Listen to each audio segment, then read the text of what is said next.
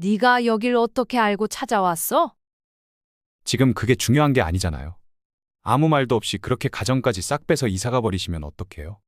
저희가 그동안 얼마나 고생했는지 아세요?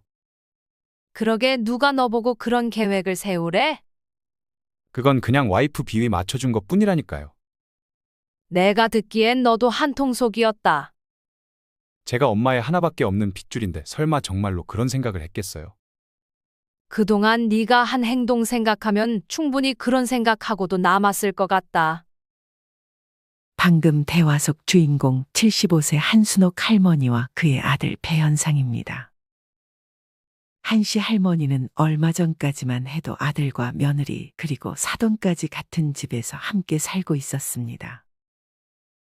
하지만 아들과 며느리가 그간 할머니를 대한 행동 그리고 할머니 몰래 뒤에서 했던 말들을 한씨 할머니가 알게 되면서 한씨는 그런 아들 며느리에게 배신감을 느꼈습니다.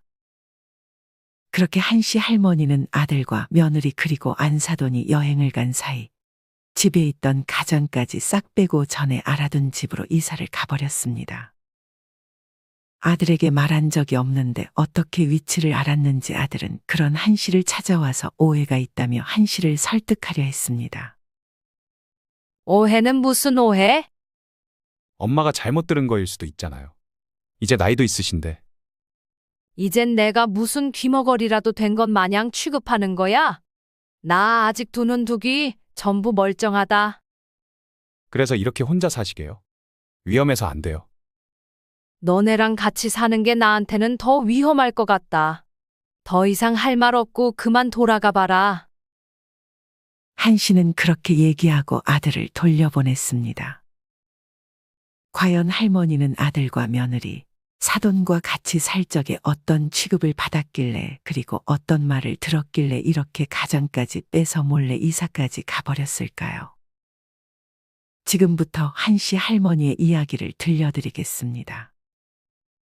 한씨 할머니는 어린 시절 가난한 집안에서 태어났습니다.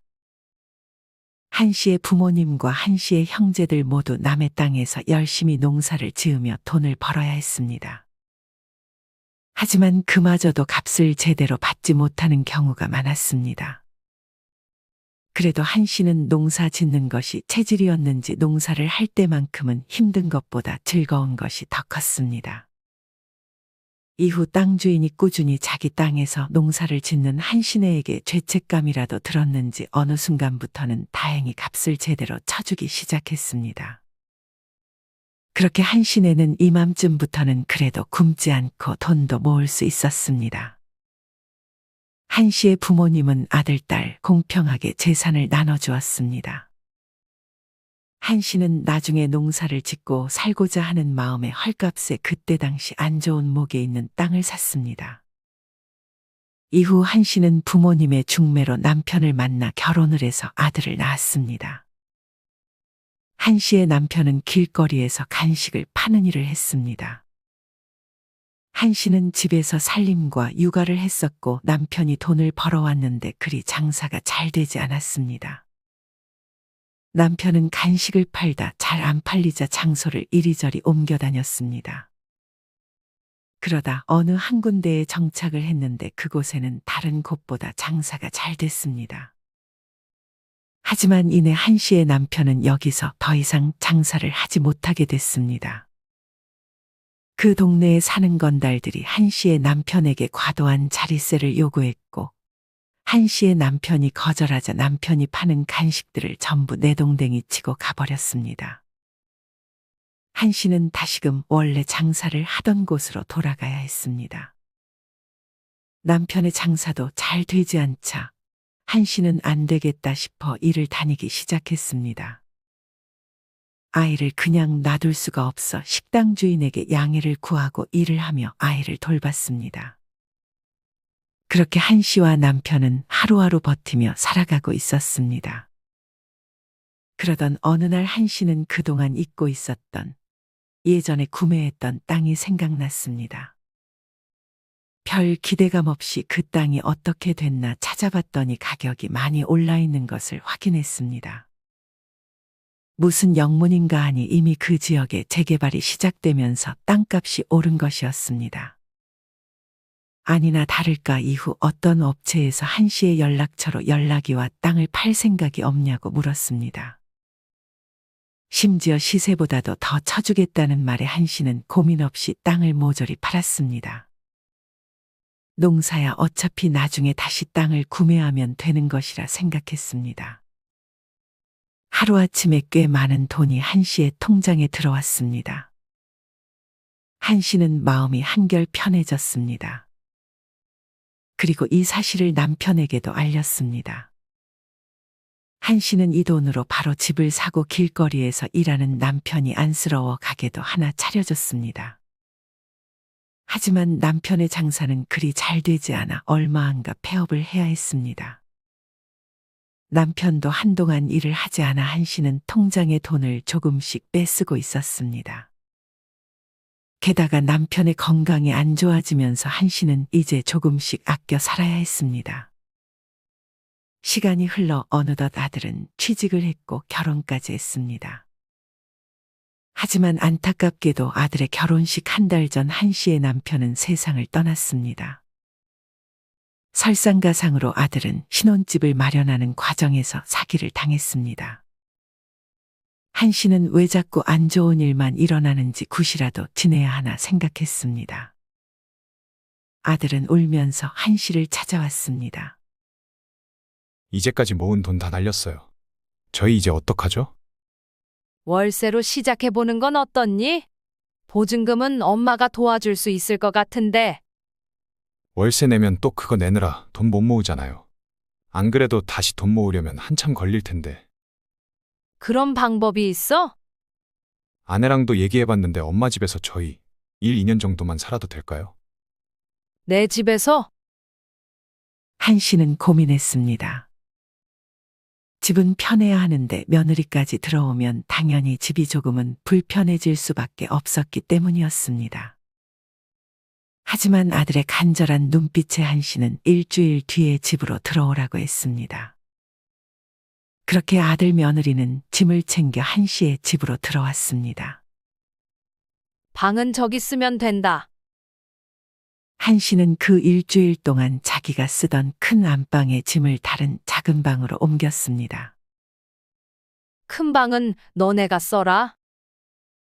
며느리는 침대가 없는 것이 영 마음에 들지 않는 눈치였습니다. 저희가 침대 없으면 잠을 잘 못 자서 침대 하나만 드려도 괜찮을까요? 한 씨는 흔쾌히 그러라고 했습니다. 아들과 며느리는 그렇게 침대를 하나 구매했습니다. 이 방으로 놔주세요. 한 씨는 침대가 들어갈 위치를 설명해 줬습니다. 매트리스까지 130만 원입니다. 네? 계산이 안 됐나요? 한 씨 할머니는 허겁지겁 카드를 가져와 결제했습니다. 한 씨는 곧장 아들에게 전화를 걸었습니다. 너네 침대 결제 안 했어? 아, 네. 엄마가 하셨어요? 너네가 안 했으면 당연히 내가 하지 누가 해. 한 씨는 약간 짜증난 투로 답했습니다. 죄송해요. 근데 엄마, 저희 돈 없는 거 아시잖아요. 저희 들어온 기념으로 선물 하나 해준다고 생각해 주세요. 돈도 없으면서 왜 침대를 욕심내? 그냥 이불 두껍게 깔아서 자면 되지. 제 아내가 침대가 없으면 잠을 못 자서요. 자기 원래 쓰던 침대가 딱 좋다면서 그거 구매한 거예요. 그리고 제가 사기당해서 저를 많이 원망해요. 그건 사기꾼 잘못이지 네 잘못은 아니잖아. 그래도 아내 입장에서는 원래 저랑 알아본 집에서 살 거라고 생각했는데 어쨌든 저 때문에 엄마 집에 들어와서 살고 있는 거잖아요. 한 씨는 그런 아들이 안쓰러워 돈을 달라는 말은 차마 다시 꺼내지 못했습니다. 이후 한 씨의 예상대로 이제 집이 조금씩 불편해지기 시작했습니다.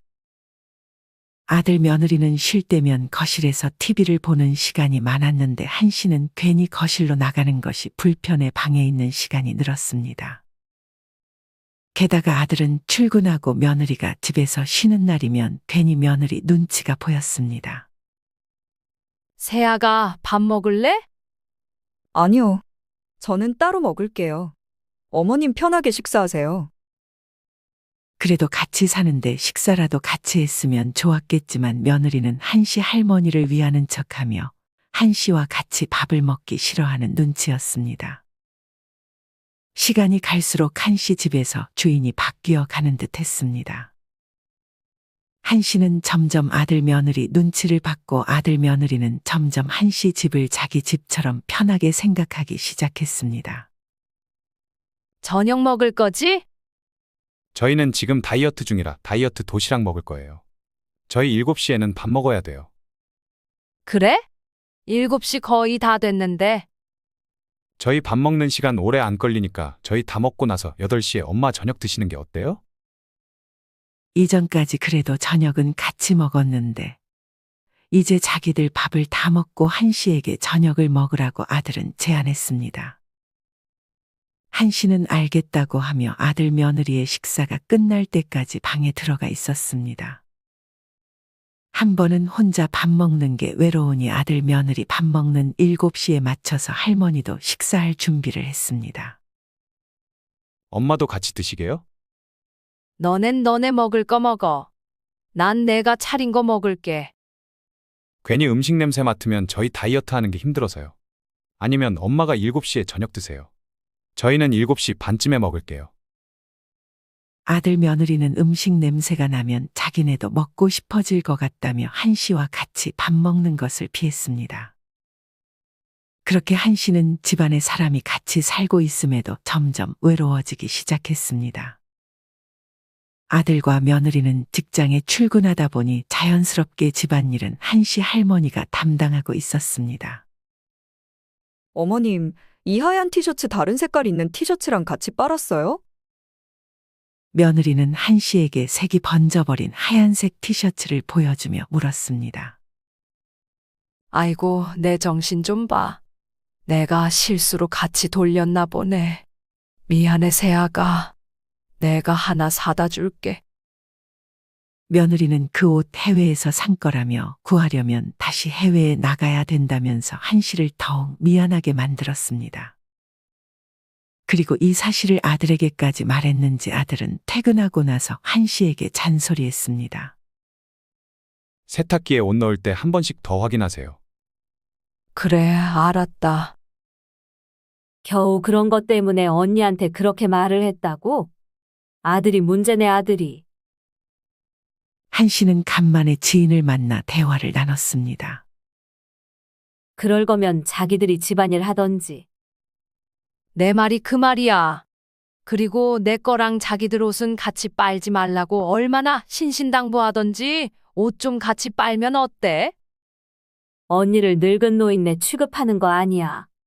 그러게 내가 집에 들이지 말라고 그렇게 말했잖아. 한씨는 이맘쯤부터 아들 며느리를 집으로 들인 것을 조금씩 후회하고 있었습니다. 그렇게 아들 며느리와 같이 사는 게 잘 익숙해지지 않던 어느 날 말도 없이 안사돈이 한씨의 집에 찾아왔습니다. 아들과 며느리는 출근하고 집에 없었습니다. 아이고, 사돈이 어쩐 일이세요? 사위한테 못 들었어요? 이 근처에 놀러 왔다가 저 하루만 자도 되냐고 하니까 그러라고 하던데요. 아들은 마치 이 집이 자기 집인 것처럼 장모의 부탁에 한씨에게 말도 안 하고 그러라고 한 것이었습니다. 여기서 사돈을 내쫓을 수도 없는 노릇이었기에 한씨는 들어오라고 했습니다. 마침 남는 방이 하나 있긴 있어 그 자리에 이부자리도 하나 깔아줬습니다. 식사는 하셨어요? 밥을 못 먹긴 했는데 집에 반찬이 있나요? 애들은 다이어트 한다고 닭가슴살이랑 그런 것들만 먹고 저도 찬을 많이 해서 먹는 편은 아니라서요. 그거라도 드릴까요? 사돈은 괜찮다며 아이들 들어오면 같이 밥을 먹겠다고 했습니다. 한씨는 이때까지도 저녁을 아들 며느리와 따로 먹고 있었습니다. 이날도 한씨는 아들 며느리가 오기 전에 먼저 밥 먹을 준비를 했습니다. 아이들 음식 먹을 때 냄새 풍기는 거 싫어한다면서 둘이만 따로 먹을 텐데. 사돈은 저랑 지금 같이 드시는 게 어때요? 이런 한 씨의 말에도 사돈은 그냥 아들 며느리와 먹겠다고 했습니다. 그렇게 한 씨는 혼자 밥을 먹었고 이후 아들과 며느리가 함께 들어왔습니다. 엄마, 왔어? 며느리는 한 씨에게 인사도 하지 않은 채 집에 온 자기 엄마를 크게 반겼습니다. 그리고 이내 벨이 울렸습니다. 누구 올 사람이 없는데. 한 씨가 대신 문을 여니 배달 음식이 도착해 있었습니다. 아, 그거 제가 시켰어요. 알고 보니 사돈이 시킨 배달 음식이었습니다.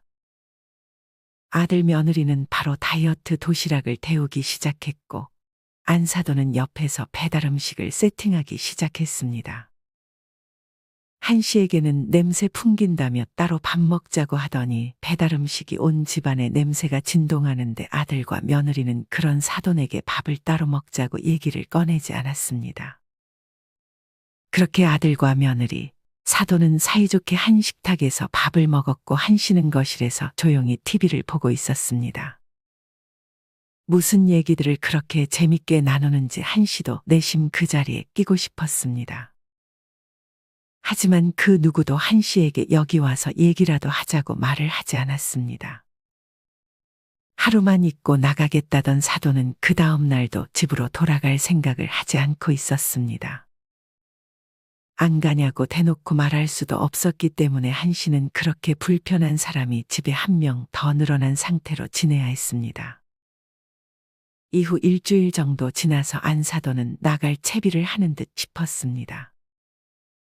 안 사돈이 한 씨에게 인사도 없이 나가서 한 씨는 의아했습니다. 한 씨는 안 사돈이 머무르는 방을 조심히 열어봤더니 짐은 그대로였습니다.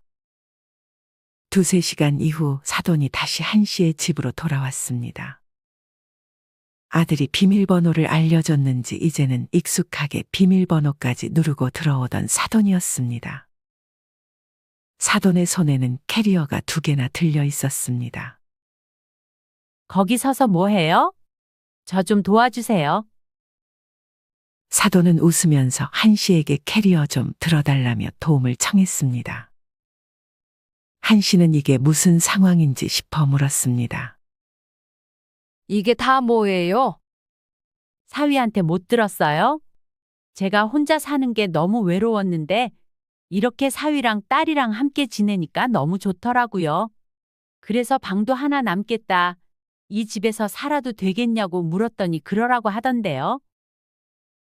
이 집은 제 집인데요. 라는 말이 입 밖으로 튀어나올 뻔했지만 한 씨는 참았습니다. 한 씨는 아들에게 다시 한번 전화를 걸었습니다. 사돈이 우리 집에서 머문다는 건 무슨 말이야?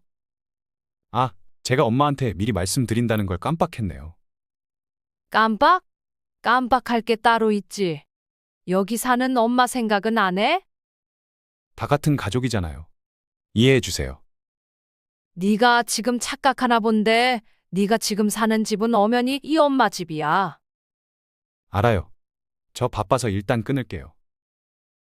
한 씨는 이 상황이 도저히 마음에 들지 않았습니다. 사돈은 화장실을 한번 들어가면 도통 나올 생각을 하지 않았습니다. 할머니는 이젠 집에서 편하게 화장실을 원하는 때에 들어가지도 못했습니다. 어느 날은 한 씨가 외출을 했다가 조금 늦은 저녁에 집에 도착했습니다. 한 씨가 비밀번호를 누르고 집에 들어오자 시끄러운 소리가 들렸습니다. 주방을 보니 사돈은 꽃갈 모자를 쓰고 있었고 식탁에는 케이크가 놓여져 있었습니다. 엄마 오셨어요? 한 씨가 들어오자 흥이 깨진 듯 갑자기 집이 고요해졌습니다. 한 씨는 괜히 자기가 방해하는 느낌이 들었습니다. 오늘 제 생일이라 이렇게 저를 챙겨주네요. 괜히 사돈께 말씀드리면 선물 같은 거 준비해 오실까봐 말씀 안 드렸네요. 간단히 하고 끝내려고 했어요. 이런 사돈의 말이 오히려 한 씨를 더 비참하게 만드는 느낌이 들었습니다. 한 씨는 생신 축하드린다고 말하며 방으로 들어갔습니다. 아들과 며느리 그리고 사돈은 식탁을 치우지도 않고 그대로 거실로 가서 TV를 봤습니다. 거실로 나와 그 광경을 본 한씨는 조용히 식탁을 치웠습니다. 한씨 혼자 치우는 모습을 봤는지 못 봤는지 아들과 며느리, 사돈은 그 자리에서 미동도 하지 않았습니다. 한씨는 일부러 큰 소리를 내며 설거지를 했지만 한씨 곁에 오는 사람은 없었습니다. 그렇게 한씨는 상을 치우고 설거지까지 마치고 나서 아들 며느리, 사돈이 있는 쪽으로 쭈뼛쭈뼛 다가갔습니다. 소파는 이미 자리가 차 있어서 할머니는 소파 모퉁이에 기대어 앉았습니다. 이전에 넷이서 밤 9시만 되면 다 같이 보는 드라마가 있었는데 그 드라마에 구화가 틀어져 있었습니다. 우리 오늘 팔아볼 차례 아니야? 한씨가 의아해 물었습니다. 저희 어제 파라까지 보고 잤어요. 아들이 말했습니다. 언제 나 빼고 봤대? 한씨는 약간 서운한 티를 내며 말했습니다. 하지만 그 말에 대답을 해주는 사람은 아무도 없었습니다. 그렇게 한씨 할머니만 그 전에 나왔던 내용을 모른 채 드라마를 시청해야 했습니다. 한씨는 점점 더 외로워지기 시작했습니다. 왠지 이 넷 중에 한씨만 소외되는 느낌을 지울 수가 없었습니다. 그리고 이런 한씨의 마음에 불을 지피는 일이 며칠 뒤에 벌어졌습니다.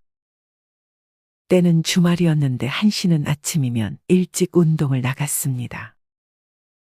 이날은 운동을 조금 오래 하고 왔는데 들어와 보니 집에 아무도 없었습니다.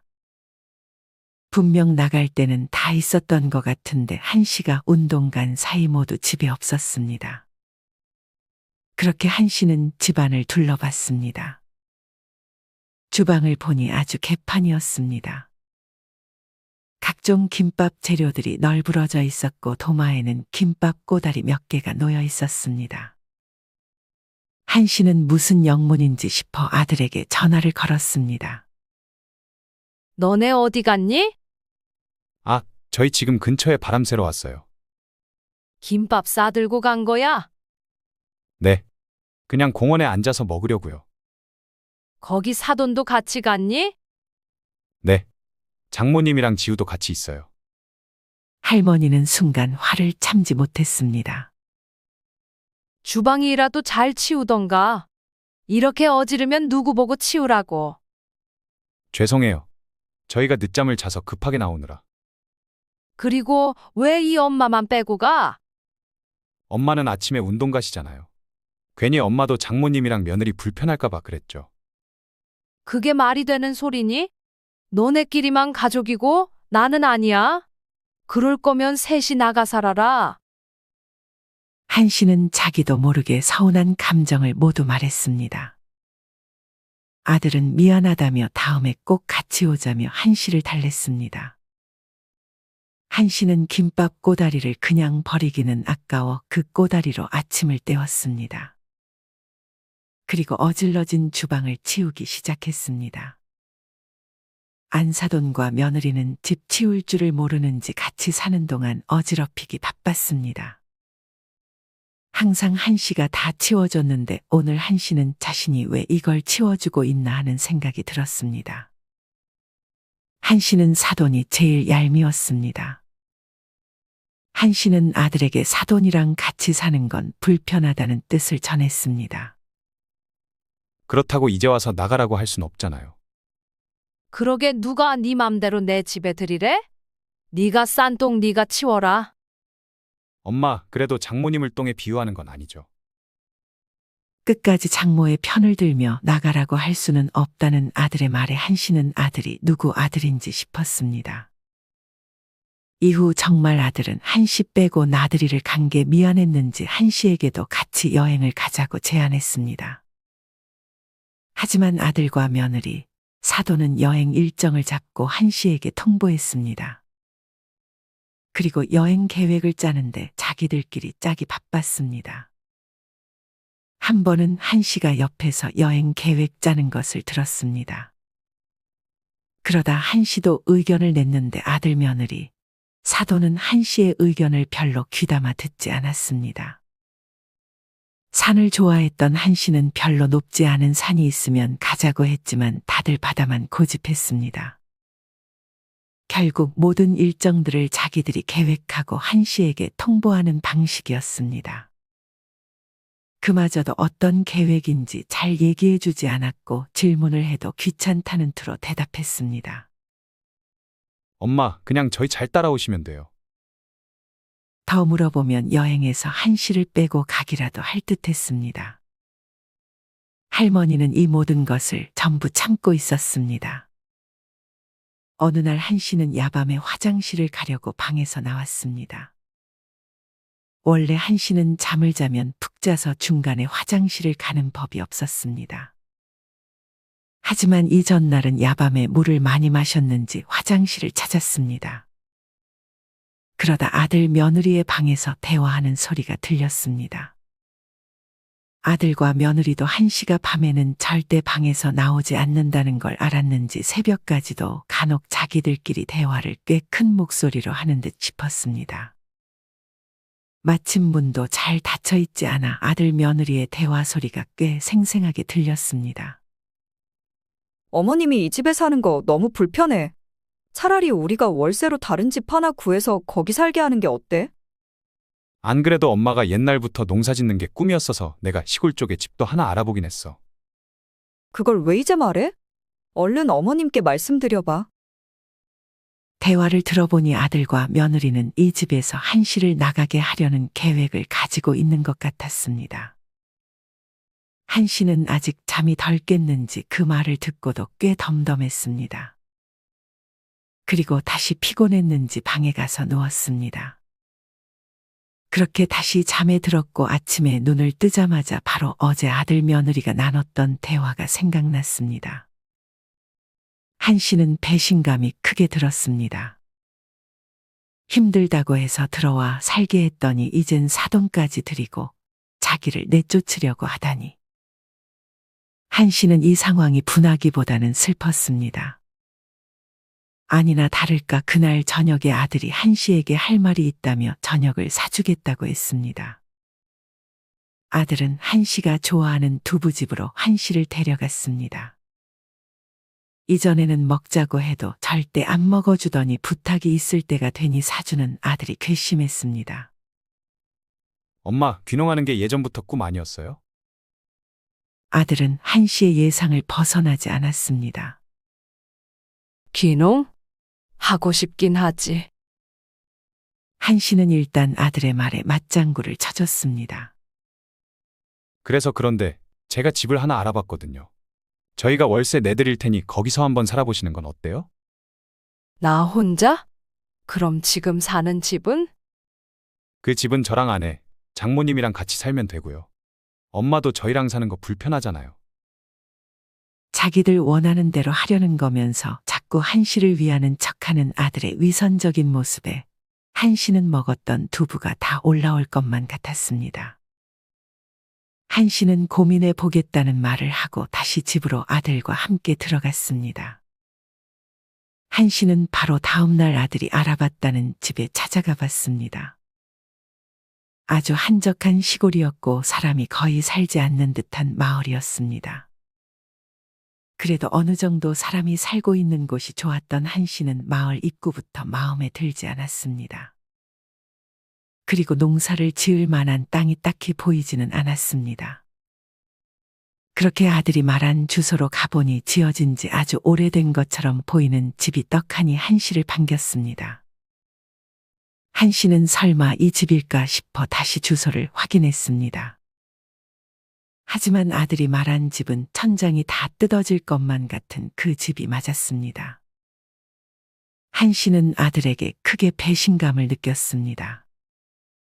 아들이 진심으로 한 씨를 위해서 집을 알아봤다는 말을 조금이라도 믿고 싶었지만 한 씨는 그 집을 보고 확신했습니다.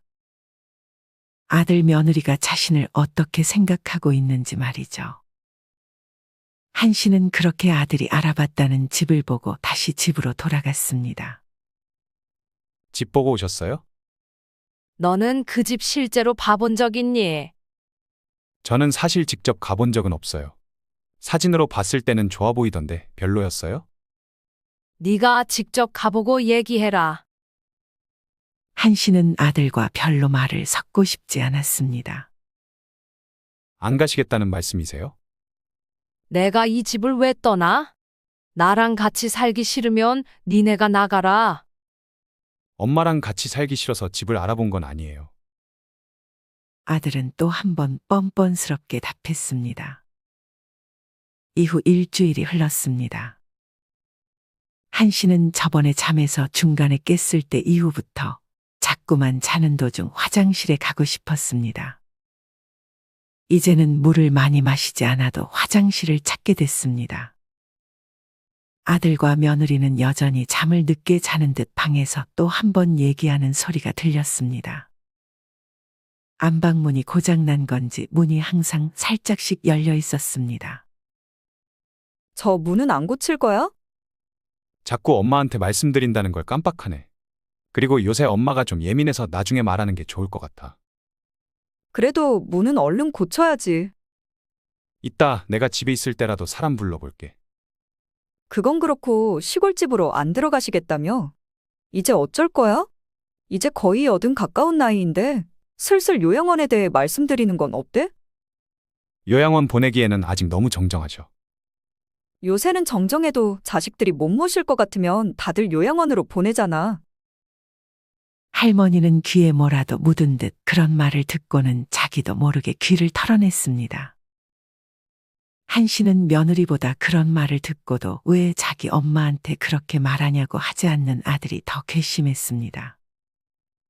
조금이라도 증상이 보이면 그때는 바로 말씀드리자. 우리 엄마도 좀 불편해하는 것 같고. 한 씨는 당장이라도 들어가 며느리의 머리채라도 잡고 싶었지만 참았습니다. 그리고 예전부터 생각했던 계획들을 이제 실행에 옮겨야겠다고 생각했습니다. 이제 곧 저번에 가기로 했던 여행 일정이 다가오고 있었습니다. 한 씨는 몸이 안 좋다며 여행을 같이 가지 못할 것 같다고 아들과 며느리, 사돈에게 전했습니다. 사돈과 며느리는 그 소식을 반기는 듯 살짝 미소를 짓다가 이내 안타까워하는 척 연기를 시작했습니다. 한 씨는 아들과 며느리, 사돈이 여행을 떠나는 3박 4일 동안 이 집을 팔고 이사를 갈 계획을 세웠습니다. 미리 다른 집, 아들이 들어가라고 했던 집이 아니라 한 씨가 정말 원하던 조건이 다 갖춰진 집을 알아놨고 지금 사는 집은 이미 팔고 새 집과 계약을 맞춰놓은 상태였습니다. 그리고 이삿짐 센터에 미리 예약도 했고 아들과 며느리, 사돈이 돌아올 때쯤 다른 세입자들이 들어온다는 것도 아들과 며느리에게 알리지 않았습니다. 그렇게 여행 당일 같이 못 가서 아쉬워하는 척하며 아들과 며느리, 사돈은 여행을 떠났습니다. 한 씨는 바로 짐 정리부터 시작했습니다. 한 씨는 혼자 하기는 힘들어 지인에게 부탁했습니다. 이렇게 정말 짐을 다 빼버려도 되는 거야, 언니? 나중에 무슨 일 생기는 거 아니야? 어차피 내가 어디로 갔는지 말도 안 해줄 거야. 가끔 동네 놀러와, 언니. 지인은 동네를 떠나는 한 씨에게 아쉬움을 표했습니다.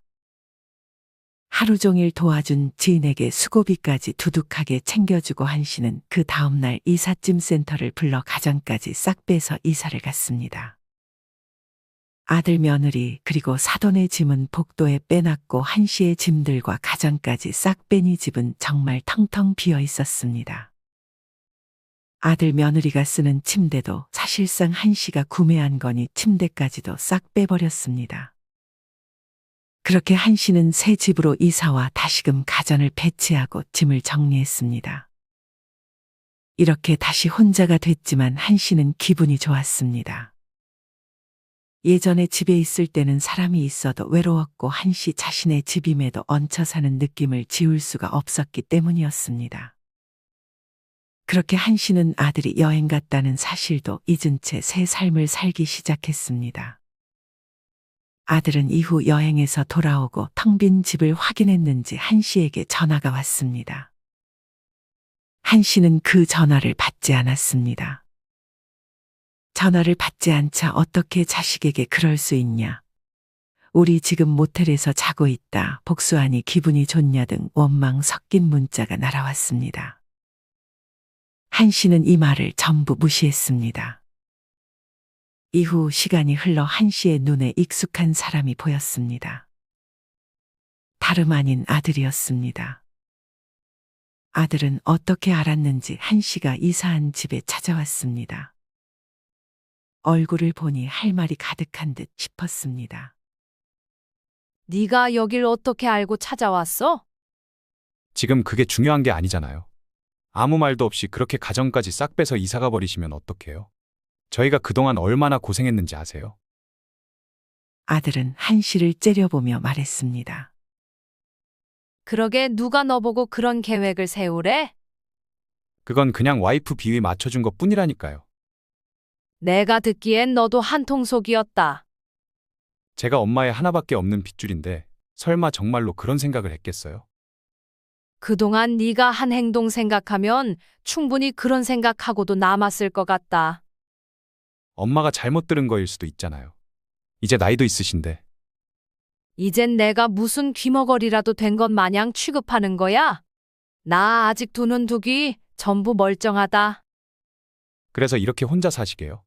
위험해서 안 돼요. 너네랑 같이 사는 게 나한테는 더 위험할 것 같다. 지금이라도 돌아오시면 그땐 용서해 드릴게요. 용서? 누가 누구를 용서해? 저희랑 정말 연 끊고 싶으세요? 난 이미 너랑 연 끊은 지 오래다. 네 연락 무시한 거 보면 몰라? 한 씨 할머니는 그동안 자신이 받았던 서름을 아들에게 모두 얘기한 후 아들을 돌려보냈습니다. 한 씨의 말을 가만히 듣고 있던 아들은 뭔가 미안한 마음도 살짝 든 듯한 표정을 짓긴 했지만 그 이상의 말이나 행동은 하지 않았습니다. 다시 찾아오면 그땐 또 이사 갈 거니까 그런 줄 알아라. 한 씨는 그렇게 아들에게 문자한 후 아들의 연락처를 차단해 버렸습니다. 한 씨는 아들과 연을 끊고 거기 있는 마을 사람들과 교류하며 마음 편안하게 노후를 보내고 있습니다. 언젠가 아들이 다시 자기를 찾아온다면 그땐 조금 달라진 아들이었으면 하는 마음을 품으며 할머니는 작은 텃밭에서 예전부터 꿈꾸었던 채소 재배를 시작했습니다. 여러분은 이런 한 씨의 이야기를 어떻게 들으셨나요? 내 집에 들어오게 해줬더니 장모까지 자기 마음대로 들어오게 하고 심지어 나를 내쫓으려고 하는 상황에서 참을 수 있는 사람은 거의 없을 것 같습니다. 그런 아들과 연을 끊으면서도 변화된 아들을 기다리는 한 씨를 보면 안타까운 마음이 들기도 합니다. 여러분이 만약 주인공 한 씨라면 오늘 이야기 속 아들과 며느리 그리고 사돈이 진짜 내 아들 며느리 사돈이라고 생각했을 때 어떻게 대처하셨을 것 같으신가요? 여러분의 자유로운 생각들을 댓글로 남겨주세요. 이상으로 오늘의 영상을 마치겠습니다. 우리 모든 구독자분들의 행복한 여생을 응원합니다. 다음에 더 흥미로운 이야기로 찾아뵙겠습니다. 감사합니다.